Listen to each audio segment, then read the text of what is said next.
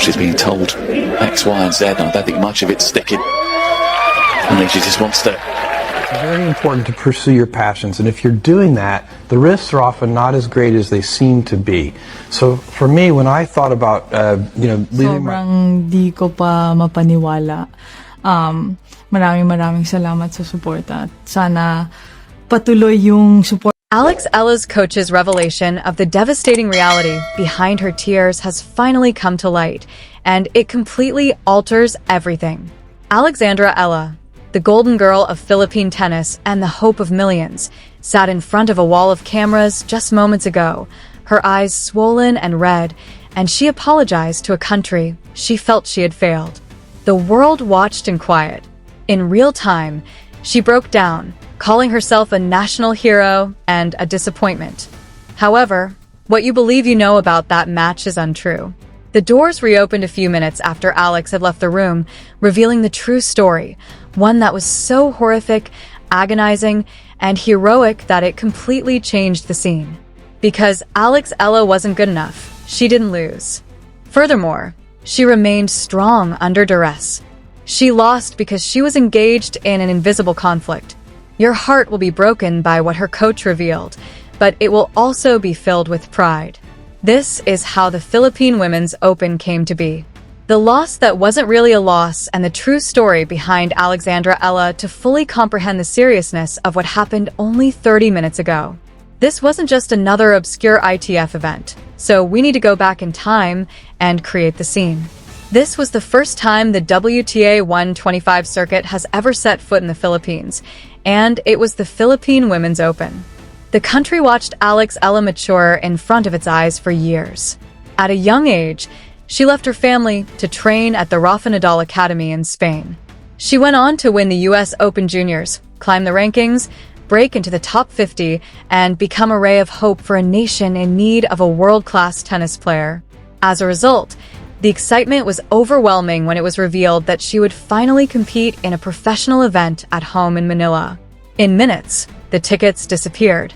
A mob poised for a coronation, waving flags, and beating drums turned the Rizal Memorial Tennis Center into a cauldron. Before the first ball was hit, the story was written. To reclaim her throne, the queen had returned home. However, Camila Osorio was a shadow that lurked over the stadium.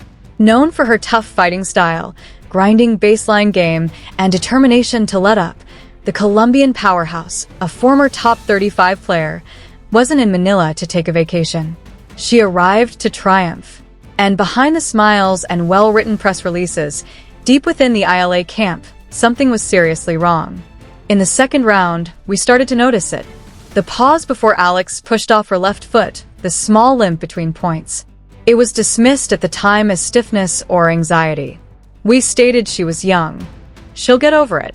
However, it became evident that this was no coincidence as the quarterfinals drew near. Whispers in the locker room got louder as the quarterfinals drew near. There was something seriously wrong with the golden girl of Philippine tennis, and the world was about to find out. The air was heavy with humidity and anticipation as the match got underway in the sweltering heat of Manila. Every Filipino in the stadium thought they were watching history as a homegrown champion lifted a trophy on their own turf, and the roar was thunderous as Alex Eala took the court. However, the plot fell apart in the first few games. Being a predator, Camila Osorio attacked as soon as she saw weakness. She used deep looping balls, drop shots, and grueling rallies to drag Alex from side to side, making her repeatedly run, stop, and turn. Alex appeared to be moving slowly. Her signature backhand down the line, which is often a laser, started soaring inches wide, and she lost the explosive opening stroke that makes her game unique. With each point she won, the fans erupted, trying to push her forward, but she was clearly in pain. This was not the agony of defeat. Something far more tangible was involved. Before long, the ache became obvious agony. There were times when Alex flinched after serving in the first set, which she lost 624. There were times when she glanced up at her box with desperation rather than frustration. All her team could do was watch helplessly as their fighter attempted to force herself to do something that seemed medically impossible. Alex was forced to chase and again plant that wounded foot as Osorio showed no mercy by driving ball after ball deep into the corners. Every Filipino watching felt a sense of dread since this wasn't intended to happen. Not in this place. Not right now. Not in her people's presence. However, tennis is a brutal sport. Fairy tales and storylines don't matter to it. Only the player who can hit the ball more accurately that day will be rewarded. However, the second set turned into an attrition fight. On the day Alex faced a stronger opponent after losing a set, my goodness, she fought with the bravery that characterizes a great champion. The stadium exploded as she broke Osorio's serve. Hope leveled the match at 3 games each, charging back like a wave of a title. For a little moment, it seemed as though the impossible was yet conceivable. For a brief while, we thought that sheer willpower may be sufficient and that a miracle was still conceivable. However, the pivotal moment occurred after just 4 games. One of the dozens of drop shots Osorio had utilized to prolong her match, Alex ran to yet another. The stadium became silent as she planted her foot to reverse course. She froze, but did not collapse. Even from the highest rows, her face displayed a grimace of sheer agony. Something had collapsed. There was a broken item. She lost the game, and then the point. And minutes later, it was over. Even though the audience was begging for one last push and match points were saved. 6-4. 6-4. Osorio Camila moved on. That's where the dream ended. The quiet that ensued was eerie. Shock, not just disappointment. As spectators drifted out of the stands in tears, rage, and bewilderment, it felt anticlimactic, almost as if Alex hadn't given everything. How could this be the end of the moment we had all been waiting for? The next 30 minutes were awful because of that question. Because Alex Eala had just played the game of her life, something that none of us could have understood. It was pure, unadulterated courage, not in terms of the outcome. 30 minutes later, Alex Eala strolled into the press room wearing her national team jacket, yet somehow seeming smaller than we had ever seen her. Despite the makeup artist's best efforts, her eyes were still crimson with tears. After settling in and adjusting the microphone, she broke before she could finish the first question. Hearing the comment in context is devastating, even though it is already making the rounds. She sobbed as she admitted to disappointing those who had always stood by her. She claimed to have disappointed her nation. Consider the burden those remarks would have on a 20-year-old. She didn't blame anyone. She made no justifications. She accepted full responsibility for what she described as her failure, claiming that although she gave it her all that day, it was insufficient. She desired to present a trophy to her people. She felt she had fallen short of her goal of making them proud. She made no mention of the court, the officiating, or the heat. Rather, she accepted full responsibility and let everyone assume that she had just given into pressure or that the stage was too big for her. In order to protect the tournament, the sponsors, her team, and even her opponent, Alexandra Eala gave up her own reputation in that particular situation. Rather than admit what was really going on, she would prefer to be perceived as weak. And as soon as critics and armchair experts who had never used a racket started typing, social media erupted. She was deemed overrated. She was referred to as mentally weak. The pressure was too much for her, they said. It was toxic right away. She was being torn apart by the same voices that had been cheering her name less than an hour before, turning her tears into purported evidence that she wasn't cut out for the big stage and her apologies into an admission of weakness. However, her coaching staff stood silently at the back of the room while Alex broke down on live television. Imagine this. Her head coach shook his head in shock, his face flushed with emotion and his hands tightened. He had reached his limit.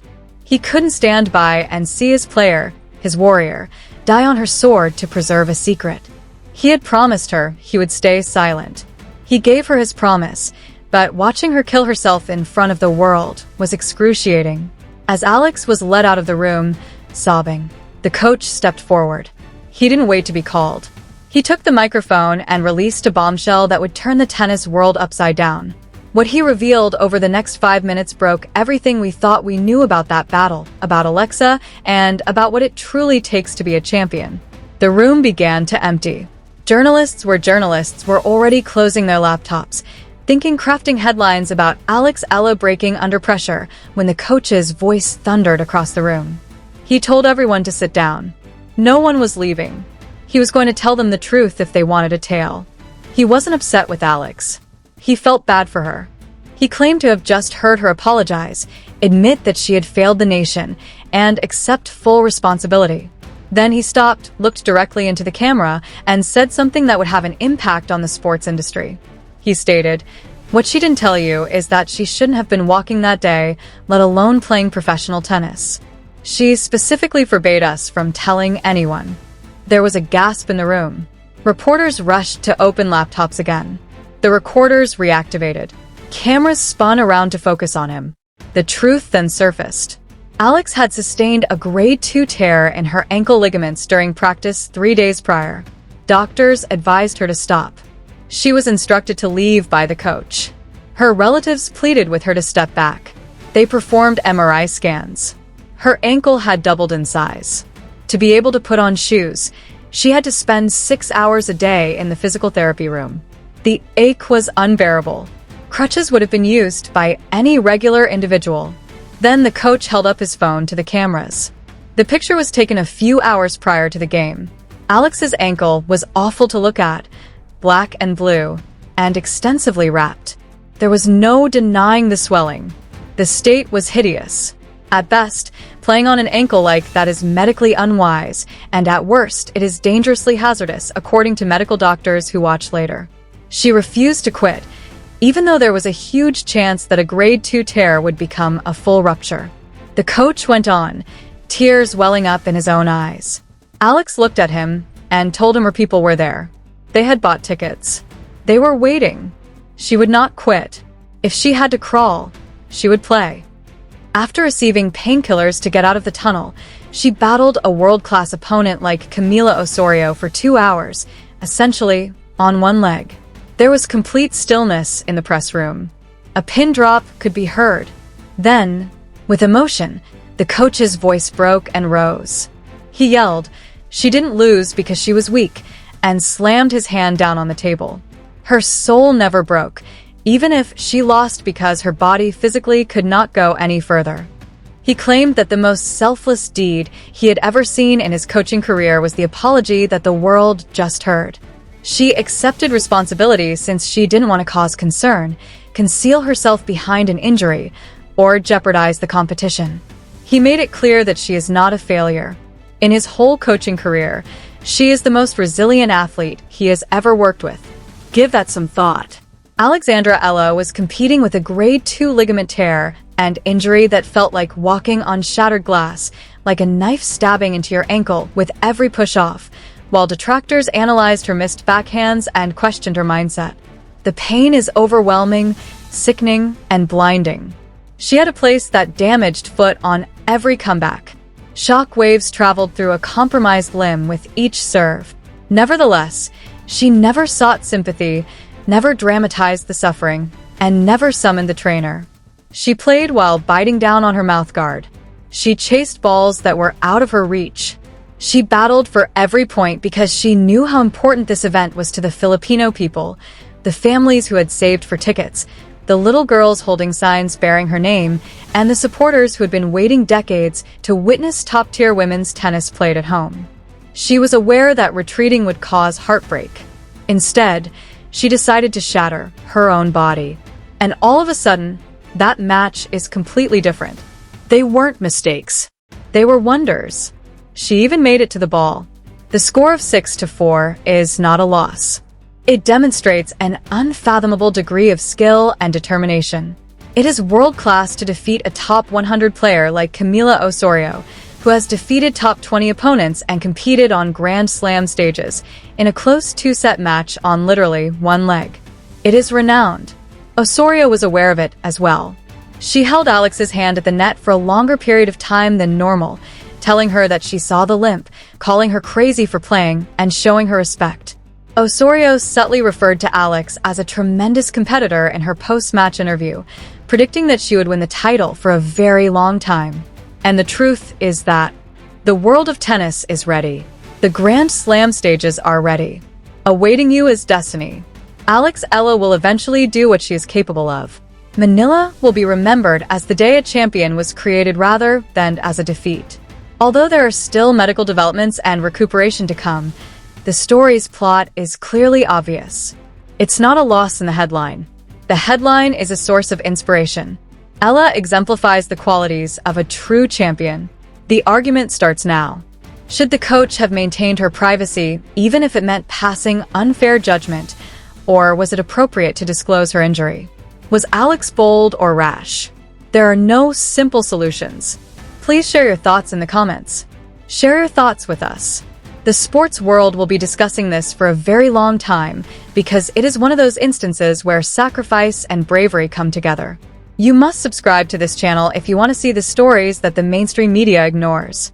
Here at Cortiva Tennis, we experience the match rather than merely watching it. We don't merely share the results. We narrate the score's backstory. We delve farther. We offer you the truth and pose difficult questions. If you admire Alex Eala's bravery, please hit the like button. To ensure you don't miss our updates on her injuries and recuperation, hit the subscribe button and ring the bell if you think she's the kind of athlete this sport needs more of and if this story affected you or changed your perspective on tennis.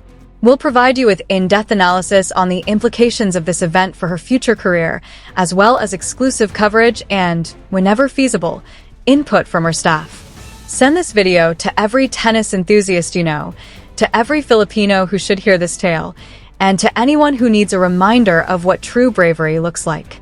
This is a story that will be remembered for years to come, and that deserves to be told. We at Cortiva Tennis would like to express our gratitude for your interest, concern, and participation in this community. We'll see you in the upcoming video, which will have additional news, commentary, and unique tales from the tennis world. As they say, dream big day. I believe that overachieving is a thing. Alex, following a fantastic season the previous year, how does it feel to be making your main draw debut with Melbourne? I believe we had the potential. It feels fantastic. I'm ecstatic. Surprise, I guess.